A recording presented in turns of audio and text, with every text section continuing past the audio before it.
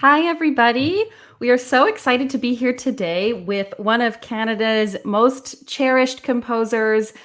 She is a wonderful person, in addition to being a voice that seems to put our national identity into a beautiful lyric sound that all of our choirs love to perform. Please welcome Sarah Quartel. Hi, Sarah. Hi, Kathleen. Thank you so much. That's so kind. It's so true. You just have this Thanks. way of writing music that people love to sing. And I think, I don't know, there's something Canadian about it to me, but it is sung all over the world. Do you think you have a particularly, I don't know, that something about your sound is rooted in where you're from? I think so. I mean, I grew up singing in choirs, and from a very early age, I had great quality Canadian arrangements of folk songs put in my hand. I Mhm. sang Eleanor Daly, Jean Ashworth Bartle, all of these like amazing Canadian composers who were working, Nancy Telfer, the songs from the Outport series. I was singing that as a little kid. And so I think Canadiana was in my choral experience as a kid. But another thing is I'm really influenced by landscapes, and I've had the opportunity. I live in southern Ontario now, but I've lived in Victoria, BC. I've lived in Gananoque, Ontario, just outside of Kingston, small town, Thousand Islands, and I'm really inspired by these diverse landscapes, and I like to reflect that in my music. So maybe that's where a little bit of that Canadian sound comes from Oh, too. that's awesome. So Yeah. tell us more about your upbringing. I know you've sung in choirs your whole life. Yeah. How did that start for you, and when did the light bulb, if there was one, go off that said, maybe I could do this like for real forever? Yeah, I started creating with music when I was really little. There's this cassette tape that my dad and I made when I must have been 3, of him recording and me being a complete goofball but singing little songs I was making up at the time. And so I think creating with the voice and with music was always something I just did naturally from a young Mhm. age. My dad was a church musician and a high school music teacher. My mom was a singer, still is, and Mhm. I just always had music and choral music in particularly around my house. My dad built a harpsichord when I was a kid, What? like one of these kits. I know, it was So amazing. cool. So it lived in our basement. It's still in my mom's basement. And now my 2.5-year-old just plunk, plunk, plunk, Oh. So, so I had that tradition in my house growing up, and I excuse me, I joined a really good children's choir, the Immobility organization in London, Mhm. Ontario, when I was a kid, and I they put good quality scores in my hands, and I saw from a very young age that choral music had such depth, that you could. Sorry, I've got a little frog here. Oh, that's okay. That you can build something amazing with friends, with all these other kids that sang with me in this choir, and I was hooked. I was put in second soprano, and I've said it before: born a Oh, second soprano, die a second soprano. yeah, me I just too. loved. Yeah, okay, very good. Um, I loved that supporting the melody, having a bit of harmony, kind of Mhm. kind of building that center of the sound, and I stuck with it all through my teenage years. As a teenager, I started doing the whole singer-songwriter thing. I was a teenager in the late I love 90s, that and about so, you. oh yeah, yeah, I was so Yeah. influenced by Tori Amos and Sarah Mhm. McLachlan and Trent Reznor and all these huge 90s icons that Awesome. I really had a lot of their harmonies, their melodies in Mhm. my ear as a teenager. And those are such formative years, I found, musically. What you're Yeah. listening to as a teenager, what you're doing at that time of your life, really colors. For me as a composer, it's colored the harmonic language, the melodic language that I use today. So I Yeah. did the whole singer-songwriter thing for a few years. I toured around my hometown, playing in the coffee houses, and I still sang in choirs. And it was, in my late teenage years that I started to hear more than I could produce myself. Mhm. I started to hear more complex piano parts that I couldn't quite get my hands around, or I could hear more voices. And so I started writing multiple voices, and having a choral background, it was just natural to just transition right into writing for choirs. And I haven't stopped. I started when I was Wow. 18 writing for choirs, and yeah, Yeah. haven't stopped since. Oh, that's amazing. And then did you study composition formally after that? I did. Yeah, I went to the University of Western Ontario, where I know you do some teaching, and I did a theory and comp degree, voice major, studied economics, Oh my did gosh. medieval history, Latin. Like I did a whole bunch of crazy stuff, and then I went to teachers college after university, and I taught elementary music school for a few years full time. This sweet, wonderful little rural school in southwestern Ontario, Sparta Public School, and I love that too. But as I composed all through university, started commissioning when I was quite young, and all of a sudden I just found, I always had a bit of teaching in my life, bit of composition, and then all of a sudden Yeah. composition kept getting more, you get asked more, people would start saying, hey, I heard this piece of yours, where can I buy scores? So I started self-publishing, Mhm. until one day I just realized I was very fortunate to have enough work as a composer that teaching was something I still loved, but not something that I had a lot of time for. So I Mhm. kind of switched from full-time teaching to full-time composing, and I still do the odd supply teacher day here and there as a teacher, because I just love elementary music Wow. education, and I can't stay out of the classroom. But these Yeah. days I'm full-time composer. And So I'm sure that had an influence on your writing as well, like working every day absolutely. with kids and having them sing and Yeah. being on the other side of that, like, children's choir that you grew up in, Yeah. and Yeah. being a leader in that world and seeing what works and what doesn't. That's Hmm. so cool. I wrote a Um, ton for my kids when I taught them, oh, and fun. I wrote That's songs that are awesome. now published today that Yeah. people perform, and I say, "Oh, we did that with children playing garbage cans as the Right. percussion." That's how it started. I remember taking a group of kids on a field trip once to perform on their garbage cans, as a field trip, and then one of the kids left one outside of the bus. We came back after the performance, and there was garbage. I was like, "Somebody put garbage in our instrument," because No. these were our traveling instruments, but yeah, I wrote a lot for those kids, and it really, really gave me a proper study into what's appropriate for the voice at various levels Yeah.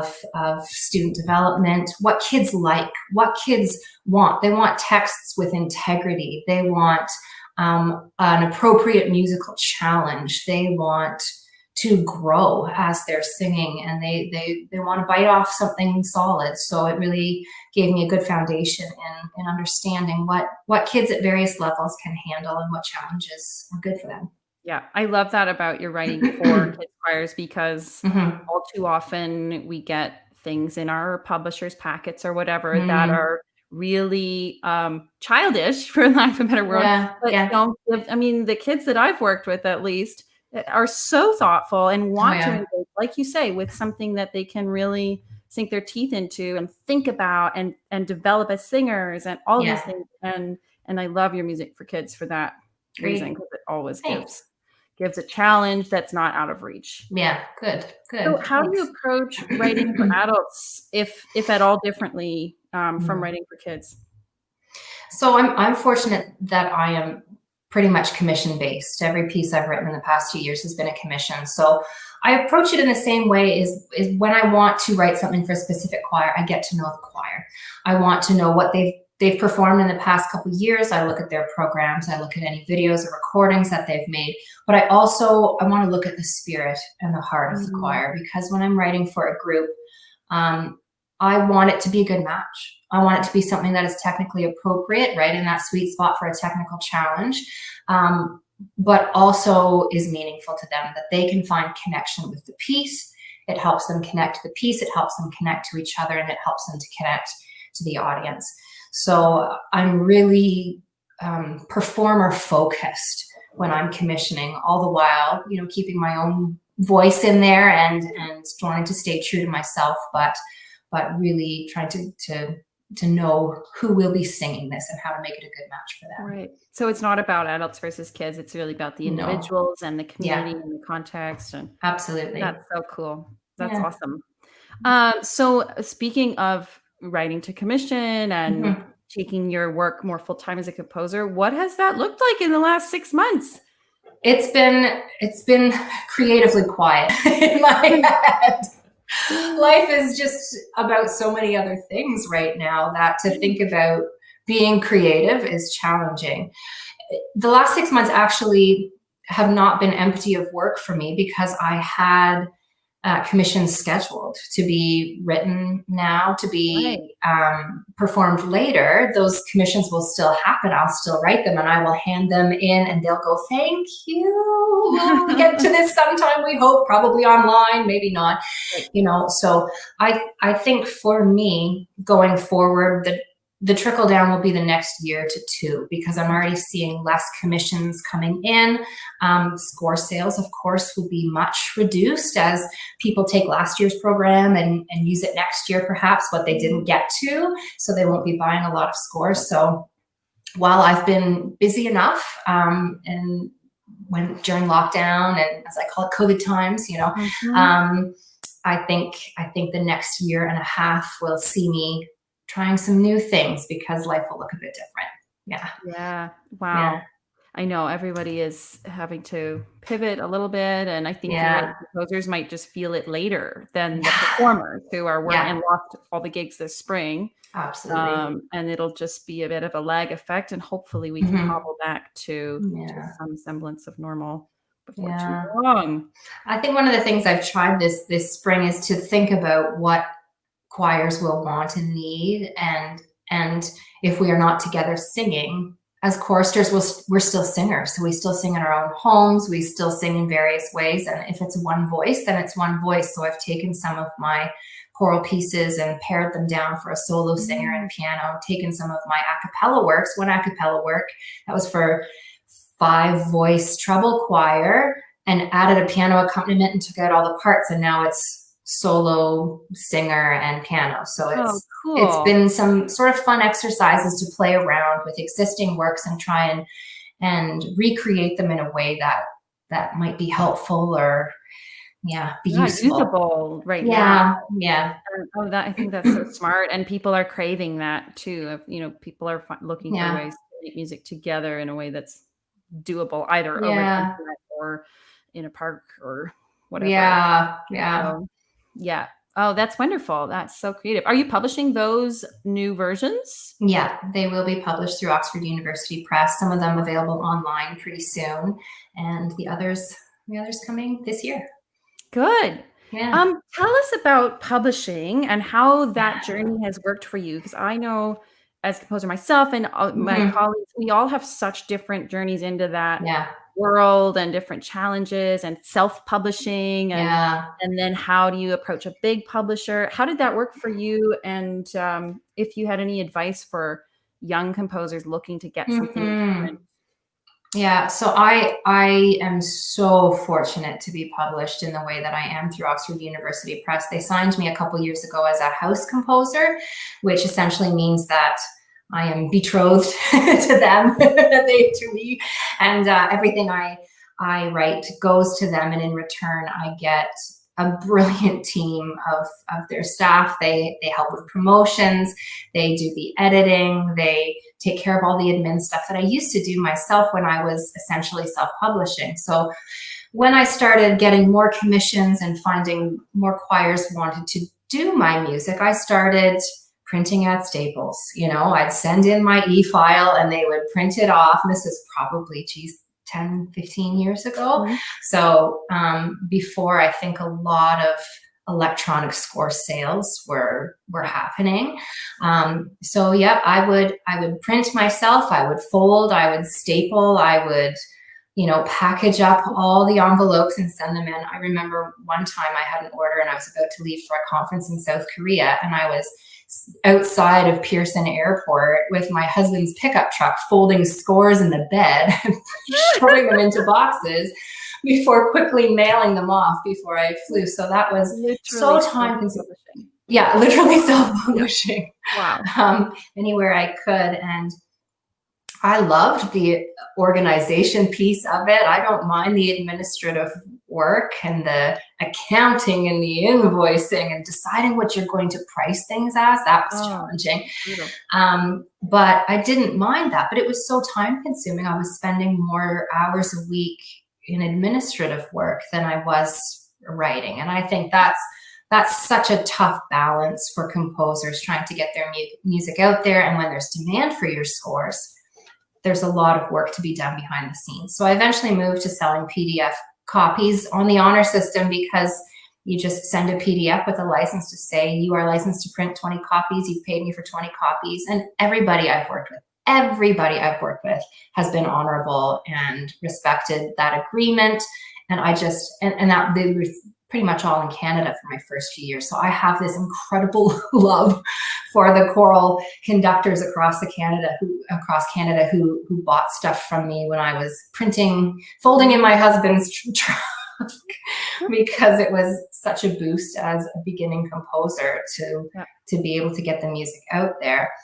So a few years into sort of doing that, I had the opportunity to have pieces performed at Festival 500 in St. John's. Yeah. And that was the year that Bob Chilcott was there, conducting small ensembles, doing small ensemble workshops. I think that might have been the first time I met you, was at that Festival 500. I remember like a really quick introduction. Oh my gosh. Yeah, like, hello. Yeah. So that festival, yeah, it was great. I miss that in its incarnation that it was then. It was incredible. And so a group from London, Ontario called Six took a piece of mine out to workshop with Bob. And I had met him before, and he seen a piece of mine before and gave me the thumbs up. And this time he said, "Oh, that's very nice. Would you like me to take a few of your pieces back to my publisher in England and have them take a look?" And I was like, "Oh my gosh, yes," because I knew he worked for Oxford University Press. And my publisher. Yeah. I know. I grew up with seeing that OUP label on scores and thought it was the coolest thing ever, right? So sweet Bob, he said, "I'll take a couple back." I gave him a stack of paper like this.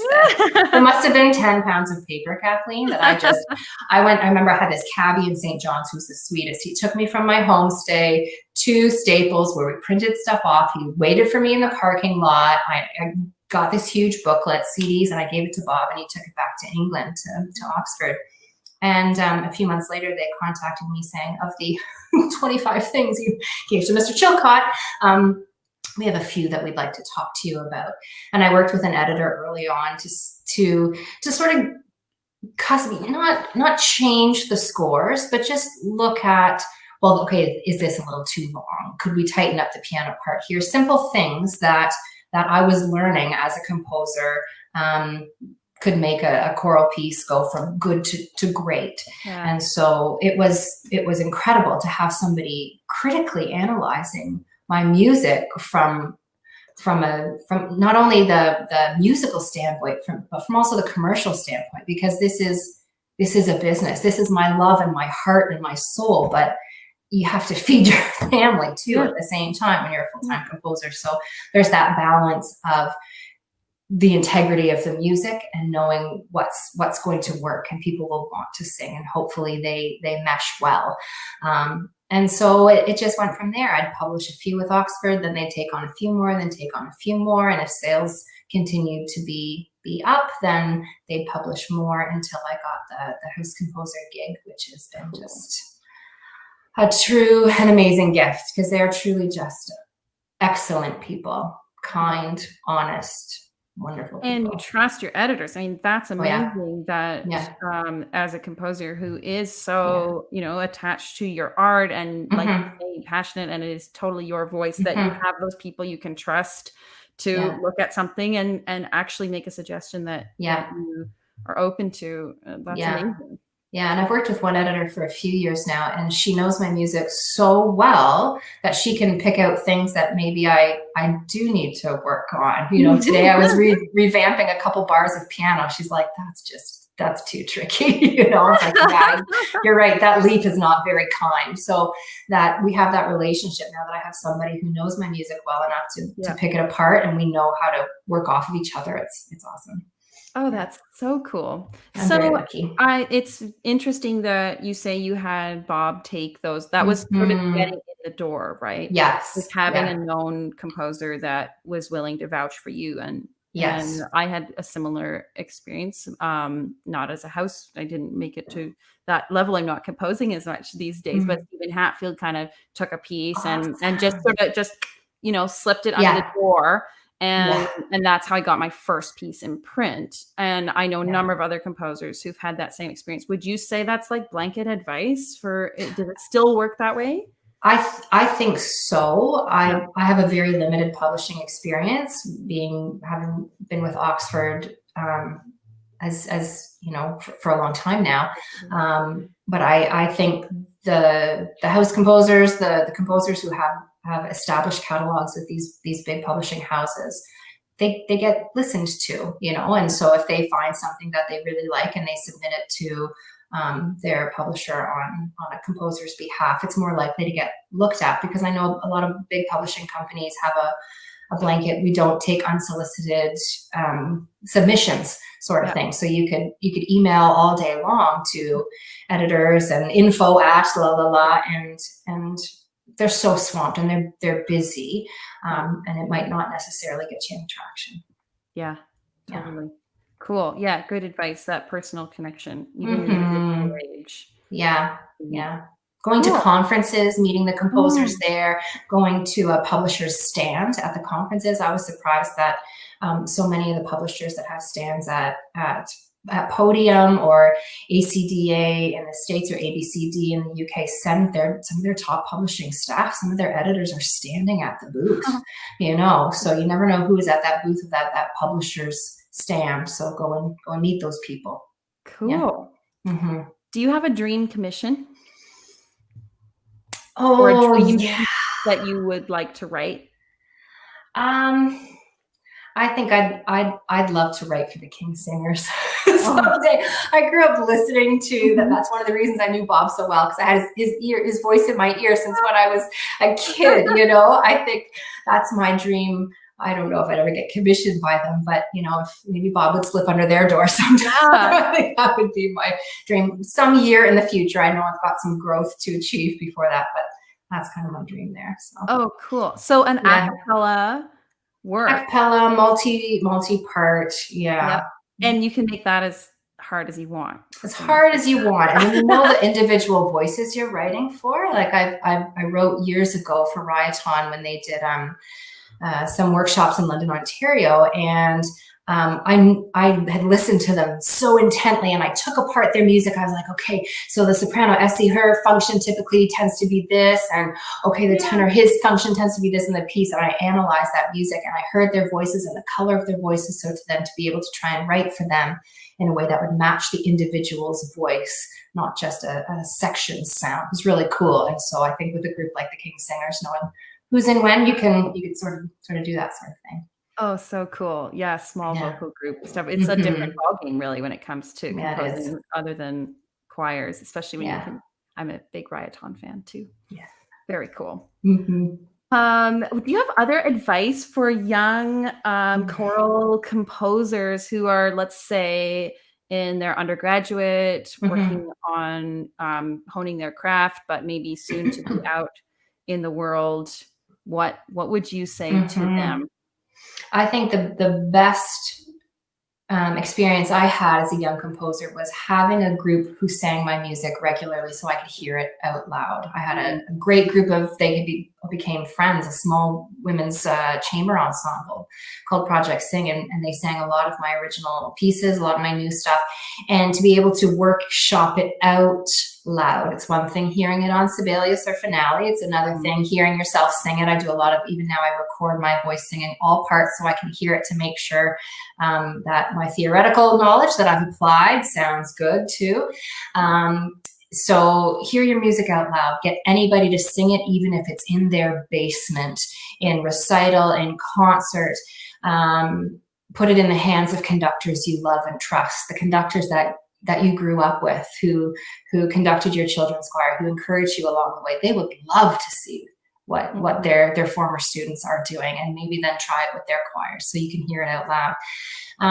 On a larger scale, if you can get somebody once told me this, and I think it's true. If you can get a performance at a conference, at Podium, at a regional ACDA in the States, at a provincial education, like OMEA, Ontario Music Educators Association convention, or any of those, in a room where there are lots of different choral conductors, lots of different music educators, if you can have a performance of one of your pieces in that arena, it can also be life-changing, because lots of people hear you and they're looking for new music at those sorts of things.